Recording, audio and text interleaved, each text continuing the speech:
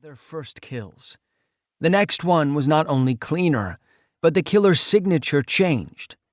There was the knife in the skull of our victim, Wendy Farstone, but that wasn't all of the differences we found. Another crime scene photo faded in through the last. This one depicted a woman, looking almost peaceful as blood dried in crusted rivers down her face. Behind her, wings had been drawn, using the same blood that served as a mask. This was when the Pegasus was officially born, Beckham continued. They clearly wanted to differentiate themselves from the unicorn, and they've done that, not only with the wings, but with their MO, which also changed. The unicorn only went after queer men, but our current killer opened up that target list from the start. Austin Romero, one of the native Blue Creek detectives, spoke up. Sounds like we're dealing with someone who doesn't like sharing the spotlight. Exactly right, Beckham said. So keep that in mind when we're looking at suspect profiles. This person seems to be desperate not only to kill, but to be known for it. They're definitely trying to send a message.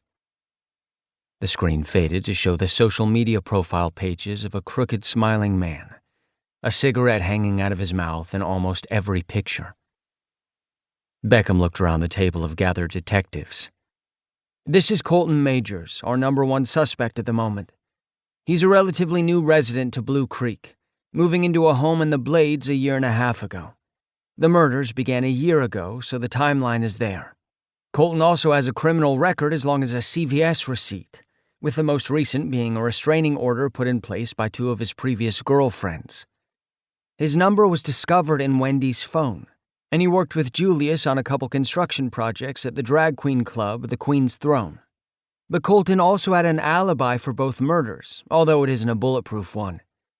He says he was with a friend out of town, but we haven't been able to speak to that friend, and cell records put him in the Blades. What's he got to say about that? I asked. Said he left his cell phone at home.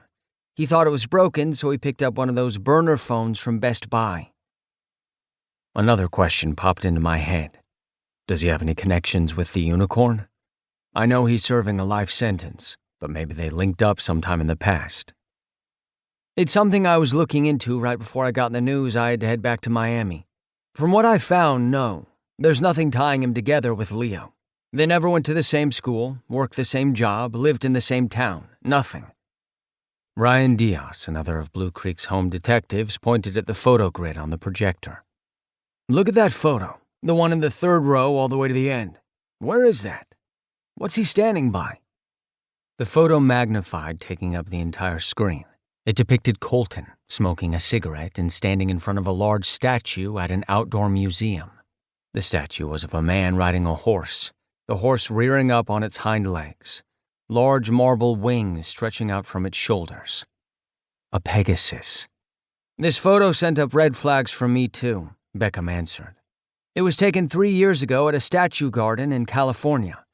I haven't been able to find any other references to Greek mythology, but this one is interesting. Do we have any other suspects?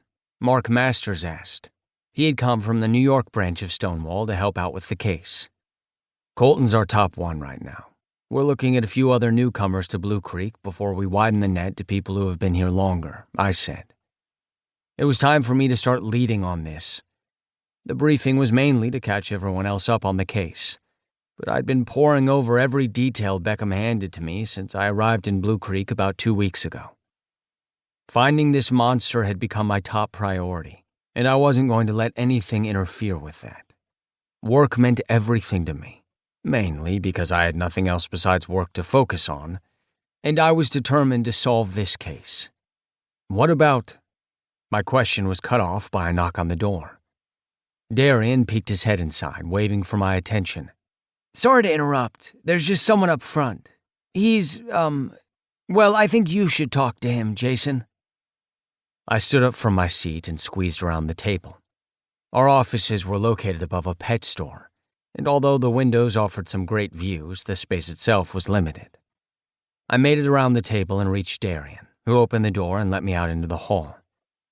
What's going on? I asked him as we walked the short way up to the front desk. He says he's here to work on the Pegasus case. I know you're taking it over today, and no one ever mentioned a new addition to the team.